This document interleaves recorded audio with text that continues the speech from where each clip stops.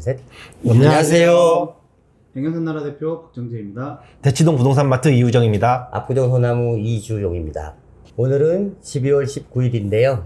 다사다난했던 2020년도 열흘 남짓밖에 안 남았습니다. 그래서 저희가 3명이 모여서 지난 2020년을 한번 돌아보고 또 2021년에 대해서 가볍게 의견을 나눠보는 이런 시간을 가지려고 이 자리에 모였어요. 올해 부동산 시장은 참 다사다난하고 혼란이 많았던 정말 혼돈의 시기였다라고 말하시는 분들이 많은데 올해 부동산 시장에 중요했던 키워드를 한두 마디씩 한번 먼저 꺼내볼까요? 박정희 대표님은 올 부동산 시장 딱 하면 떠오르는 단어, 키워드가 어떤 게 있으세요?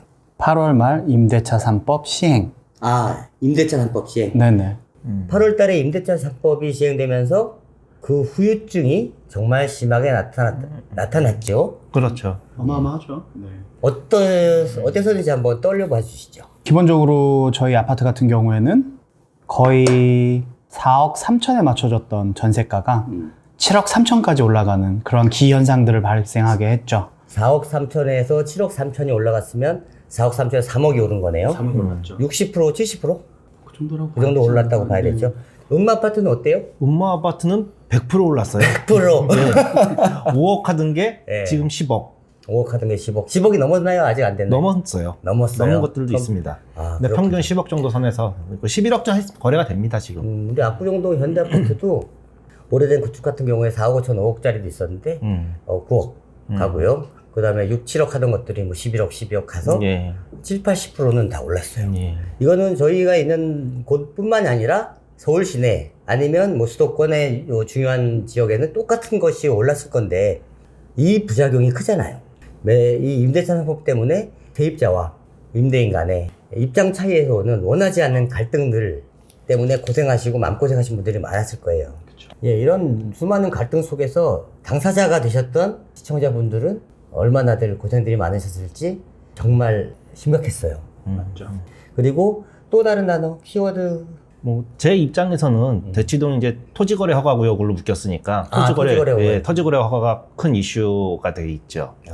토지거래 허가제가 강남권에 시행이 된 게 6.17 대책이죠. 예. 그때 그러면 자, 저는 이렇게 생각해요. 올해의 키워드 중에 벌써 6개월이 지나서 옛날 얘기 같지만 6.17, 7.10 대책. 이것은 사실 처음에 나왔을 때는 엄청난 시장에 충격을 줬죠. 예. 예, 충격을 주었고 그런데 벌써 지금 올해 12월 19일에 보는 입장에서는 벌써 옛날 얘기 같아요. 예, 강력한 대책이었고. 그때 처음에 취득세를 8%, 12% 중과한다. 예. 예? 양도세를 갖다 30%를 중과한다. 예, 이런 얘기들이 나오고 보유세를 뭐 더블한다. 이런 얘기가 나왔을 때 취득, 보유, 양도 모든 세율을 한꺼번에 올려버리는 전 세계에 유례가 없는 이런 막대하고 무지막지한 대책이 처음 나왔을 때 우린 다 충격에 빠졌죠. 그래서 부동산이 잡히려나 이런 생각을 했었는데 지금 현재 상황은 예상과는 좀 달랐네요. 저는 그때도 잡힐 거라고 예상은 안 했었고 네. 그때 대책 나왔을 때 우리가 같이 촬영을 했잖아요. 네. 그때 촬영했을 때 제가 그런 얘기 했었어요. 7.10 대책 굉장히 강력한 대책이고 굉장히 세고 좋은데 이게 현 정부의 3번째 정책이었으면 잡혔을 텐데 23번째 정책이라 아무런 더 이상 내성이 안 생겨서 안 잡힐 거다라고. 정확하게 기억합니다. 그때 네. 말씀하셨던 거. 네, 이렇게 얘기했었잖아요. 맞아요. 그런 것 같아요. 네. 그리고 올해를 달궜던 또 다른 키워드는 뭐가 있었을까요? 영끌, 그렇다. 네, 영끌. 패닉바잉. 패닉바잉. 영끌, 패닉바잉으로 시작해서 지금은 연말이 되는 시점에서는 또 다른 단어가 나오잖아요. 벼락거지. 벼락거지. 벼락거지까지. 근데, 패닉스테잉이란 말이 있더라고요. 네, 네, 네. 근데 이런 그러니까 영끌 같은 경우가 아파트는 영끌에서 사는 거 아니에요? 그러니까 빵 하나 사러 가듯이 맞습니다. 제과점 가서 빵 사듯이 뭐 그렇게 나 아파트 하나 사러 가야지 그 딸랑딸랑 가서 사는 거 아니잖아요. 맞습니다. 저희 세대 때도 그랬고 저희 부모님 세대 때도 그렇고 다 영끌에서 샀어요 그거는. 근데 그게 마치 잘못된 것처럼 얘기를 하는 게 조금 이상한 것 같아요 저는. 그렇죠. 올해 아파트를 구입하시는 분들은 얼추 한 3가지 정도 부류로 나눠볼 수 있지 않을까 싶어요. 하나는 좀 전에 말씀하신 대로 정상적인 실수요자들, 예. 영끌을 해서 사는 이런 분들이 있을 수 있고요. 또 하나는 사실은 부동산을 투자의 목적으로 아니면 정말 여유가 많아서 영끌이 아니라 고급 자동차를 사듯이 사실 수 있는 분들도 계신 거고, 그렇죠? 특히 강남에는 많잖아요. 네. 네, 그렇게 되고 또 올 연말에 수도권과 지방, 그다음에 비규제 지역을 뚫었던 실질적으로 투자자들의 수요는 또 있었죠. 투자를 전업으로 하시는 분들의 수요들도 분명히 있었다고 생각해요. 그래서 근데 영끌, 패닉바잉 이런 속에서 어떤 것도 구입하지 않고 1년을 보내셨던 분들은 올 초에 비해서 지금 상당히 많은 탈감을 갖고 있지 않을까. 그렇게 느끼겠죠. 그렇죠. 사실 분노하실 겁니다.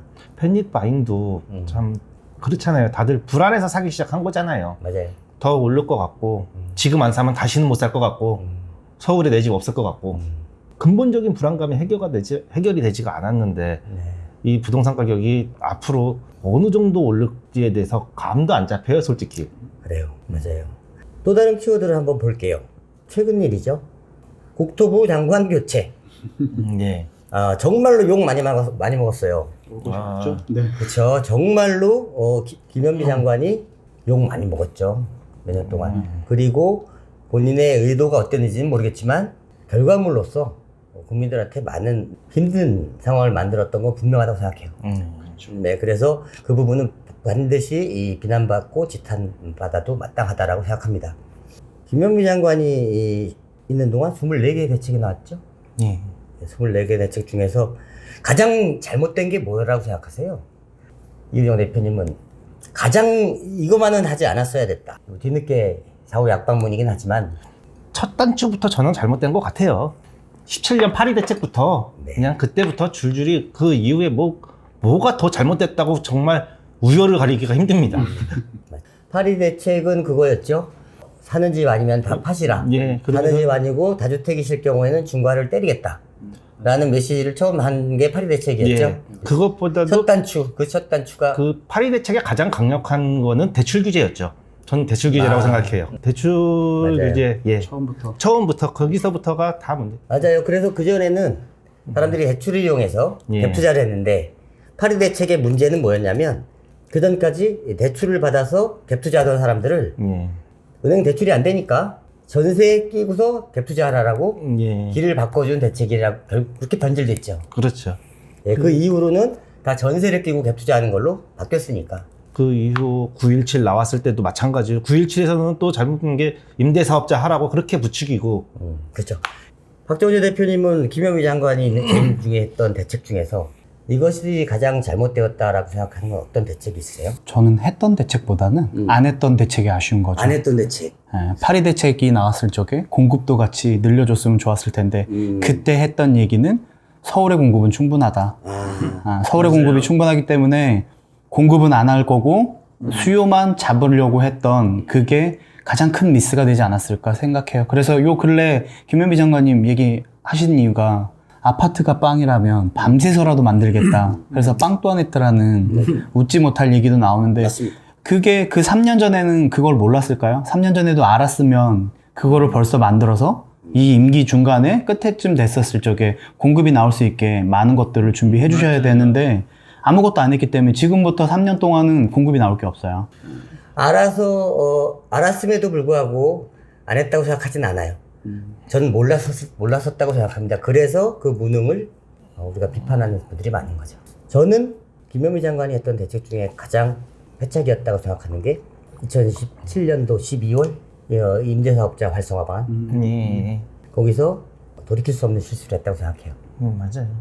그래서 그 임대사업자에 대한 모든 세액 부담을 완화해주면서 너도 나도 이 판에 들어와라라는 시그널을 시장에 주었고, 그래서 그 사인을 본 시장에 있는 투자자들은 아주 좋은 판이 열렸군 하는 마음으로 너도 나도 들어왔고, 9개월 만에 그 다음에 9.14 대책에서 말을 번복하잖아요. 9개월 만에 번복하고 다시 주기로 했던 대책들을 다 없애고, 그리고 또 2년이 지나서 올해 7.10에서는 그나마 임대사업 존재조차도 예. 완벽하게 해버리는. 그렇죠.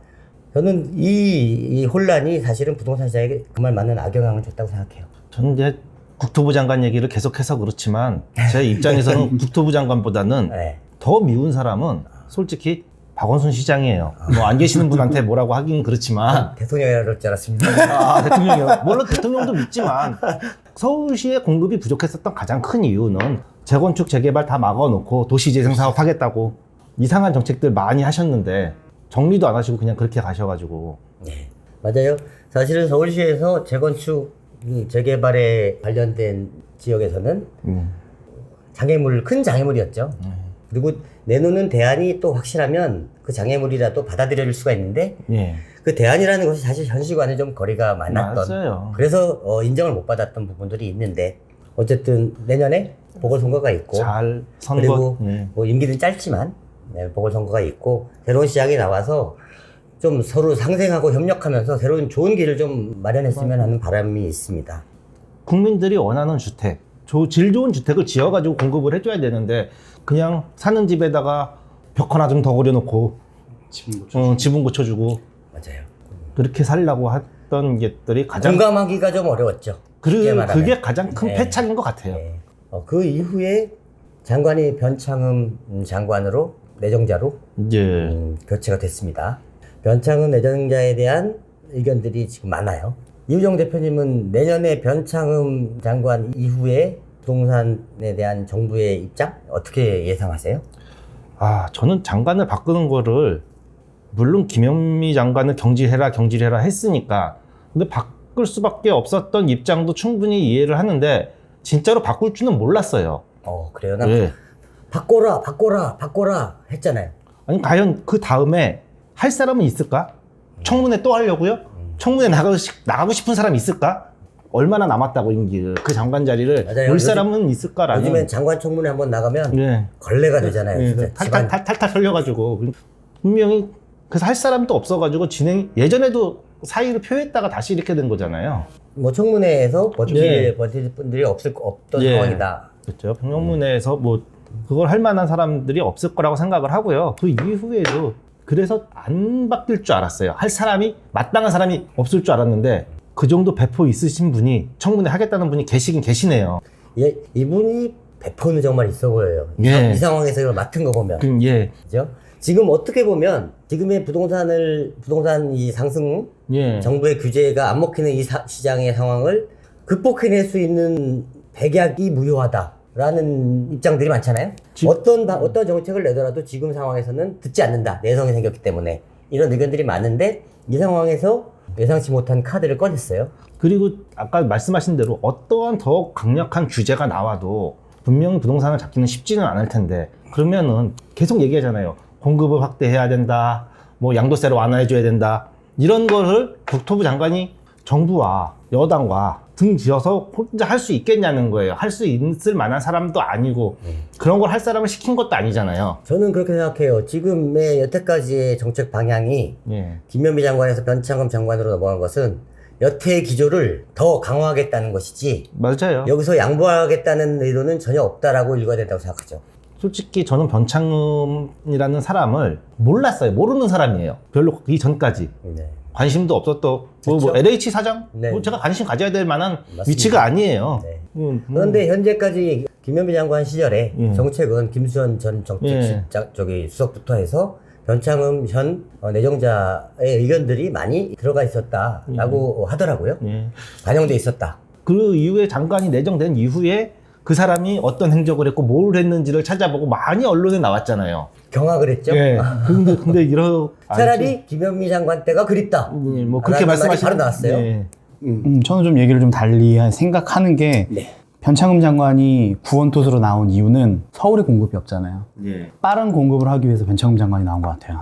지금 아파트를 지으려면 적어도 3년이라는 시간이 필요한데 그거 말고 소규모로 그래서 빌라나 아니면은 소규모 재건축 아파트들을 만들어내는 거에 대해서는 변창흠 장관이 좀 더 능력이 탁월한 능력을 갖고 있지 않을까. 그래서 서울의 공급을 늘리려고 구원투수로 나온 게 아닐까라는 생각을 개인적으로 좀 해봐요. 그래서 사실은 이제는 땅을 가지신 분들, 그 다음에 조금이라도 단독주택을 가지신 분들 입장에서는 좀 되게 좋은 뉴스가 아니었을까라는 생각을 개인적으로 좀 해보고 있어요.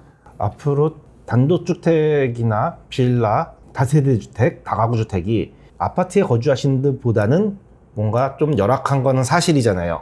네, 굉장히 열악한 편이고 더 서민들이 많이 살던 집인데 이제는 그거를 정부에서 사들여서 거기다 공공임대를 하겠다. 뭐 이런 얘기를 하고 있으면 그거마저도 가격이 오를 확률이 굉장히 높다는 거예요. 그동안은 부동산 가격 상승은 아파트였는데 이제 그런 주택, 빌라를 사는 사람 뭐 거기 사시는 분들도 소유주는 오르기를 바라고 있겠지만 그거를 사는 사람들은 더 서민이 했었더라는 거죠. 아파트를 살려는 사람들보다는 훨씬 더 서민들이 있는데 그거의 가격도 더 올라갈 거고 공공주택 지금 오늘도 얘기 뭐 이것저것 하는 거 보면은 지금 뭐 규제 풀어가지고 공공주택 많이 하겠다 어쩌겠다 얘기하고 있지만 서민으로 갈수록 자동차가 더 필요해요. 주차장 더 확보해야 되고요. 사실은 생업에 차가 필요한 사람들이 더 많아요. 그리고 공공주택은 원하는 자리에 있지도 않고 더 떨어지는 자리에 어디에 가면은 출퇴근하는데 차가 더 필요한 확률도 많은데 그런 거에 대한 어떠한 것도 없어요. 지금도 주차장도 부족하고 그런데 있는 웬만한 단독주택, 웬만한 빌라, 웬만한 다세대는 거의 주차장이 다 열악해요. 근데 그거를 앞으로 어떻게 진행을 하려고 거기다가 더 규제를 풀어서 그런 것들을 더 공급하겠다, 임대주택을 만들겠다, 쪽에서 뭘 하겠다, 호텔방을 뭘 하겠다, 갑갑한 거죠. 그렇게 생각하면. 그러니까 지금 언발에 오줌 누긴 격처럼 지금 당장 급한 공급들, 그 다음에 전세난 때문에 서울을 빠져나갈 수밖에 없는 그런 분들을 위한 공급을 빠르게 해주겠다라는 뜻으로 저는 좀 봤거든요. 이 변창흠 장관이 온 것을. 그래서 분위기가 일단 대형 아파트, 중형 아파트 이런 뭐 3인, 4인 가족이 사는 주거의 공급의 도심 내 확보 이런 것들은 좀 어렵다고 보겠지만 그 이하 그 세대수가 더 1인, 2인 가족이라든지 아니면 젊다든지 아니면 좀 더 경제력이 좀 떨어지는 분들이 도심에서 버티고 살 수 있을 정도의 마이너한 공간 이런 부분에 대한 공급은 좀 드라이브를 걸 수 있을 것 같다 이 말씀이시고 그 다음에 3기 신도시대라든지 이런 서울 외곽 지역 이런 지역에 있는 것들은 용적률이라든지 이런 것들을 하고 그다음 판매 조건부, 토지 임대부 이런 쪽으로 진행하면서 분양가나 이런 부분을 낮춰서 어쨌든 그쪽으로 확충을 해 나가려고 할 텐데 그것은 시간이 걸리니까 많이 걸리겠죠. 네. 그때까지 일단 원발에 오줌 누기죠. 그런 게 답답한 거예요. 사실 그런 1, 2인 가구, 청년 가구들 이런 데 활성화하고 싶으면 이런 문제가 아니고 오피스텔 규제 풀어서 주택수에서 빼주면 굉장히 많이 늘어날 거거든요. 도심 내 오피스텔 많이 지을 거고 사람들도 소유도 많이 할 거고 여러 채 가지고 임대도 많이 넣을 거예요. 수익률도 좋고. 근데 그렇게 풀어줄 생각은 전혀 안 하고 좀 이상한 데서 찾고 있으니까. 맞습니다. 지금 도심에 소규모로 오피스텔을 많이 공급하는 공급업자들 예. 지금 다 미분양 났잖아요. 그래서 전세가가 2억 5천인데 분양가가 2억 5천이죠. 예. 맞아요. 요지인데도 그래요. 2호선 주변인데도 그렇습니다. 예, 이런 부분들이 지금 이분들은 이 수요는 전세가 2억 5천이라는 얘기는 수요는 있다는 얘기예요. 예. 그런데 분양가도 2억 5천이라는 얘기는 그걸 쑥 받아서 분양받을 수 있는 사람이 없는 거죠. 왜냐하면 맞아요. 막대한 취득세 맞아요. 이걸 삼으로써 다른 거에 대한 양도세에 대한 중과 부담 맞아요. 보유세에 대한 중과 부담들이 있기 때문에 반드시 어떤 이 도심 내 오피스텔이라든지 높은 도시형 생활주택이라든지 이런 것들이 공급이 되는 부분이 이 국민 주거 안정에 도움이 된다라고 하면 이 부분에 대한 손질은 반드시 있어야 한다. 아까 말씀하신 대로 젊은 사람들 1, 2인 가구들을 위한 주택을 공급하고 싶으면 그런 게 아닌 오피스텔 공급이 정답이라고 생각을 해요, 저는. 맞습니다. 그러니까 그런 것들은 원래 민간으로 풀어주는 게 정답인데 이걸 공공으로 하겠다니까 갑갑하긴 하죠. 그래도 어찌됐든 중요한 거는 공급을 어찌됐든 늘려야 되는 긴박한 상황에서 변창흠 장관님이 나오셔서 이걸 총대를 메고 만들어내겠다라는 시그널로 보여진다는 거죠. 맞아요. 어쨌든 LH에서 내년에 도시형 생활주택이라든지 이런 것들을 대대적으로 매입을 한다고 예산을 들여서 한다고 하니까 좀 더 많은 돈을 주고 매입할 테니 좀 더 잘 지어라 이런 메시지는 시장에 주긴 주었어요. 13평 아파트에 4인 가족 살 수 있다 욕 바가지로 먹었지만 그 기사들이 반은 팩트고 반은 팩트가 아니라고 생각해요. 그렇지만 그런 주택들의 공급이라도 지금 일단은 들어가야 될 것이고 다른 3기 신도시에 3년 걸리는 이런 공급이 시기를 이미 놓친 건 사실이니까 아까 말씀하신 대로 17년도에 8.2 대책이 나왔을 때 공급대책도 같이 나왔어요. 20년에 8.4 대책 공급대책 말고 17년에 8.2 대책 이틀 후에 17년도에 8.4 대책을 내놨다면 지금의 이런 일은 없었겠다 최소한. 그쵸. 좀 덜했겠죠. 그러면 내놨던 정책에도 많이 먹힌 부분도 있고 시장에서 좀 지금보다 다들 이렇게 지금은 모든 사람들이 다 힘들어요. 매도인은 세금 때문에 힘들고요. 보유세 때문에 힘들고 임대인은 세입자가 지금 안 나가서 자기가 입지도 못하고 임차인은 나가라 그러는데 세가 60% 70% 올랐잖아요. 그 상태에서 그럼 주인이 들어와서 살겠다고 하는데 들어와서 살지 안 할지 그것도 확인해야 되고. 8.4 대책이 아까 전에 말씀하신 대로 한 2년, 3년 전에 나왔으면 좋았겠다라는 얘기를 하지만 저는 8.4 대책 자체도 정말 마음에 안 들거든요. 그러니까 다 있던 데다가 울거먹게 하고 우리 지난번에 한번 찍었지만 그리고 도심에다가 그냥 그런 소형주택 짓겠다고 뭐 하는 그러니까 그것도 제대로 된 공급 대책도 아니에요. 거기 있는 것들 대부분은 다 있었던 거 다시 그냥 좋아요. 정상적인 공급 대책이 나왔으면 우리가 좋겠다는 얘기죠. 자, 솔직하게 우리 한번 얘기해 봅시다. 예. 솔직하게 한번 얘기해 봐요. 그것이 완벽한 공급 대책이라고 생각하진 않아요. 예. 그렇지만 그러면 거꾸로 얘기해서 그 반대 입장에서 얘기하는 도심 내에 재개발 재건축을 풀어주면 예. 공급이 확실히 되느냐 도심 내에 저는 그것도 아니라고 봐요 사실. 왜냐하면 천세대를 멸실하고 일반 분양을 포함해서 다시 재개발을 시킨다 해도 늘어나는 세대수는 2,300세대, 3,400세대 불과해요. 그렇죠? 그럼 10개 단지를 해봐야 늘어나는 세대수는 3,4,000세대밖에 안 돼요. 그렇죠? 근데 그런 아파트 단지를 재건축해주는 것만으로도 방법은 되지 않는다라고 생각하는데 대신 그 상황에서 그럼 그만큼 서울에서 할 수 있는 부지는 없다. 그래서 여기다 지으려면 아까 말한 8세 대책에 나온 그 곳곳의 태릉 CC라든지 무슨 부지라든지 삼성동 서울의료원 부지라든지 이런 부분에다가 때려 넣는 방법과 3기 신도시 외곽에다가 많은 공급을 하는 걸 동시에 해야 되는 것이 맞죠. 아니요. 제가 생각하는 거랑은 조금 다른 게 예, 도심은요. 더욱더 규제를 풀어줘서 50층, 100층 올리는 게 정답이라고 생각을 해요. 서울 도심은 50층, 100층 올리고요. 서울 외곽은 뭐 한 35층까지 하고 경기도는 15층, 지방은 5층짜리 아파트들을 이렇게 만들어 놓으면 도심에 사는 사람도 시골 지방 내려가서 나는 5층짜리 이런 데 살고 싶어 넓게 쓰고 싶어 해서 가는데 지방도 30층 서울도 지방도 20층 서울도 20층 똑같이 이러니 거기 서울 사람들 강남 사람들은 왜 거기 가서 사냐는 거예요. 똑같은 아파트에 고밀도 개발을 해서 아까 서울 중심부는 50층 100층 건설회사 능력이 얼마나 될지 모르고 200층 지을지 어쩔지 모르겠지만 최대로 지을 수 있는 데를 때려 놓고 그 다음부터 벌려 나가야 되는 거죠. 외곽으로. 자 그럼 제가 한번 얘기할게요. 예. 음마아파트 공공재건축 하는데 공공재건축 받아들이면 용적률 엄청 올려준다 했잖아요. 예. 굉장히 말한 대로 50층, 70층 올려준다 하는 거잖아요. 예. 안 하잖아요. 공공재건축에서 막 그거잖아요. 공공재건축이라는 자체가 소유권을 가지고선 뺏어먹기잖아요. 그거를 왜 정부가 가져가는 거예요? 규제를 풀어주면은 자 그래요. 그러면 이호정 대표님 말씀은 용적률만 완화해주고 뺏어가는 건 없이 이걸 아니 정도껏 해야죠. 그러니까 그래요. 정도껏 부분은 네, 정도가 그래야 기부 되는 체납이 있어야죠. 당연히 기부 체납이 있어야 된다고 생각해요. 풀어주는 거에 그 정도 수준에서 가져가는 게 맞다고 보죠. 자 그러면 저기 정부에서 하는 부분들은 정부에서 가져가는 부분들은 줄이고 예. 혜택은 넓혀주고 그리고 거기에서 하나 아니 공공재건축의 문제가 뭐냐면은 공공재건축 사람들이 왜 안 하려고 그래요? 강남 사람들? 강남 사람들이 안 하려고 그랬던 가장 큰 이유는요. 차라리 50% 가져간 임대가 들어온다는 게 문제였잖아요. 임대가 아닌 정부가 분양해도 돼요. 정부가 가져가서 50% 차라리 분양한다고 그러면 아마 찬성할 수도 있어요. 그 사람들이 뭐를 원하는지에 대해서는 아예 그냥 생각이 없는 거잖아요. 그러니까 저도 제가 말하는 게 이규정 대표님 말씀이 틀리다는 게 아니에요. 예. 대신 지금 원하고 있는 부분에 대해서 예를 들어 음악아파트에서 얘기하는 거는 그럼 임대 놓지 말고 용적률만 높여주고 재건축 초과이익 환수는 조금만 갖고 가라. 아니 재건축 초과이익에서 아니면 만약에 임대를 500세대를 넣지 말고요. 임대를 차라리 정부가 가져가고요. 분양해줘요. 돈 주고 들어오서 살 수 있는 사람들한테 분양을 해주라고요. 그걸 왜 임대를 주냐는 거. 임대랑 섞이기 싫어서 그런 게 문제였잖아요. 분양을 자, 하려는 거죠. 좋아요. 정부가 분양해주는 거예요. 그러면 정부에서 아파트나 이런 재건축을 승인을 해준 데 있어서 예. 아파트 소유자들이 원하는 대로 임대 아파트가 싫으니 임대를 빼고 그것까지 분양해 주는 것까지 맞춰가면서 일을 진행할 수 없지 않나요? 그러니까 그것까지 바라는 건 좀 과욕 아닌가 솔직히? 솔직히 과욕일 수도 있는데요. 아파트에 거기에 임대가 들어오면 과연 임대에 거기 들어올 사람은 있을까요? 그러니까요. 임대 아파트가 들어와서 싫어하는 것까지 내 이해하겠다고. 예. 음마 아파트뿐만 아니라 강남 아파트뿐만 아니라 마포에서도 벌어지고 맞아요. 심지어는 시흥이나 이런 세로대 은계지구나 이런 데도 똑같이 벌어져요.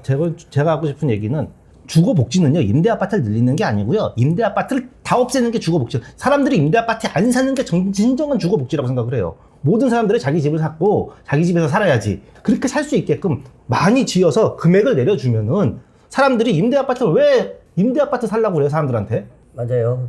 그 취지는 제가 충분히 이해를 해요. 예. 사람들한테 가져가서 차라리 싸게 분양을 해주든지 그런- 적은 분양가로 뭐 공공분양은 맞아요. 그래서 분양을 해주든지 분양을 해주라는 얘기를 했던 거였었지. 이효정 대표님 말씀에 제가 충분히 이해가 되는데 지금 그것은 사실 거기까지 우리가 바라기에는 맞아요. 현재 상황에서 너무 사치인 것 같고요. 이 어려운 상황에서 이 위기 상황 이런 어려운 상황들을 수습하는 것만도 맞아요. 벅찬 상황에서 거기까지 기대하는 것은 지금 그러니까 너무 만약에 먼 것 같아요. 아니 그거는 언제 될지 모르지만 그런 공급 시그널 그렇게 하겠다 계획이 발표되면요. 그렇죠. 사람들은 아 나중에 나 집 살 수 있겠구나. 공급이 저렇게 많은데 서울에 저렇게 많은 집들을 지을 건데 라는 생각에 지금 패닉 바잉이 안 일어난다는 거예요. 지금 안 사고 나중에 살 수 있으면 근데 지금 사는 이유는 다시는 못 살 것 같잖아요, 서울에. 내 집. 계속 오를 것만 같잖아요. 그러니까 그 시그널을 끊어줘야 된다는 거예요. 어떻게 생각하십니까? 저도 집 못 살 것 같아요. 너무 비싸. 너무 비싼데. 못 살 것 같은 게 아니라 못 사죠, 이제. 못 사. 재밌는 게 아까 전에 이제 이호정 대표가 말했던 주택보급률 100% 얘기한 거잖아요. 근데 사실은 주택보급률이 100%가 되면 어떤 일이 벌어질까 생각을 해보면 저는 그것도 좀 끔찍해요. 누가 내 집을 사줘야지. 누가 내 집을 사줘야지 내가 또 다른 데로 이사 가지. 그래서 어쨌든 주택보급률이 올라가는 거는 동의하는데 100%까지 된다 그러면 제가 보기에는 꽤 많은 문제와 논란거리들이 있겠죠. 되지 않을까 싶어요. 그러니까 하여튼 얘기잖아요. 그러니까 그게 가격을 잡을 때까지는 계속 공급을 해주고, 그러니까 가격이 원하는 정도의 금액. 저는 부동산 금액이 올라야 되냐 떨어지는 것도 바라지 않고요. 그렇다고 물가 상승률 정도만 오르면 돼요. 부동산은 항상. 근데 그 이상 오르니까 문제가 되는 거지. 그정 물가 상승률 정도만 월급 오르는 만큼만 오르면 돼요. 부동산은. 네. 그러면 거의 안 오르는 거 아니에요? 네. 지금 공급을 서울 시내에 어떻게 하느냐의 방향에 대한 얘기를 하다가 예. 일이 여기까지 왔어요. 그래서 지금 다시 한번 정리를 제가 해보면 정부의 정책은 8사 대책을 포함해서 예. 도심 내에서는 짜투리 짱들이를 해서 어거지로 예. 작은 것들을 만들어서라도 일부 보충을 하고 3기 신도시라든지 좀 외부에 그래도 좀 쾌적하게 하려고 했던 상황에서 그나마 3기 신도시의 용적률까지 올려가면서 쾌적성도 좀 떨어뜨리면서 추가로 좀 공급 양을 늘리겠다라는 방향으로 지금은 가고 있는 거죠. 근데 그것 갖고 공급이 안 된다라고 하는 것은 동의해요. 대신 이것 외에 또 뾰족한 공급 방법이 있느냐, 그것이 재건축 재개발의 추진을 밀어주는 것이냐, 그것만은 또 아니라고 생각해요. 대신 양쪽을 같이 하면서 재개발에 대한 것도 좀 더 당근책이라든지 해서 주고, 아까 말했던 8사 대책했던 도심 지역 내 특장들을 이용한 소형 주택을 공급하는 것도 하고, 3기 신도시의 용적률이라든지 쾌적한 환경을 만들어줘서 살만한 아파트를 싸게 공급하는 것도 다 해야 돼요. 지금은. 다 해야죠. 네, 지금은 다 해야 되는 거고, 그렇게 되는데 지금 여기에다가 우리가 맨 처음에 얘기했던 임대차 보호법으로 인한 부작용으로 인해서 지금 그때까지 기다리지 못하고 전세가가 오르고, 그래서 서울에서 수도권에서 더 외곽으로 눈물을 머금고 이사를 가야만 하는 그 사람들의 고통은 아마 그런 영향들이 나오지 않을까 싶고. 근데 되게 재밌는 게 임대차 3법 나왔을 적에 한 일주일간 술을 엄청 먹었거든요. 이 정부에 너무 실망을 해서. 이 정부에 실망할 수밖에 없었던 이유는 없는 사람들 더 잘 살게 해주고 평등하게 뭐 이거 하겠다고 하는 건데, 사실은 그 임대차 3법이 시행되고 남음에 있어서는 분명히 지금 3기 신도시도 한다고 했고 그럼 수요는 늘어났잖아요. 근데 임대차 3법을 하면 기득권을 갖고 있는 지금 현재 전세 사는 사람들이 움직이지를 않잖아요. 그러면 물량도 없는 데다가 전세가가 당연히 오를 거라는 게 눈에 명확하게도 보이는데도 불구하고 그걸 박정대 대표님은 예상했잖아요. 그렇죠. 예상하셨잖아요. 예. 근데 정부에서는 예상 못한 것 같아요. 예상 못했을까요? 이렇게 얘기하면 그렇지만 아직 순진하셨던 거예요. 그러니까 예상 못했다고, 예상 못했다고 못했을까요? 예상했을 것이다라고 생각하면, 예상을 하고 나서 지금에서 그걸 수습하는 다른 대안이 있었어야 되는데 그 결과물에 대해서 속수무책하고 있는 걸 보면 저는 예상 못했다고 봅니다. 아니요. 아까 처음에 이 정부는 없는 사람들, 서민들을 많이 챙기라고 처음부터 시작을 했잖아요. 어떻게 가려고 그래? 네? 처음에 그렇게 출발한 정부잖아요. 그렇죠. 그런데 이렇게 생각을 해야 되는 거예요. 부자당과 서민당이 있어요. 얘기한 적 있죠? 알았어요. 자, 이게 스톱. 그러니까 이게 참 지금 그런 거니까 일부러 간 거야. 누가 봐도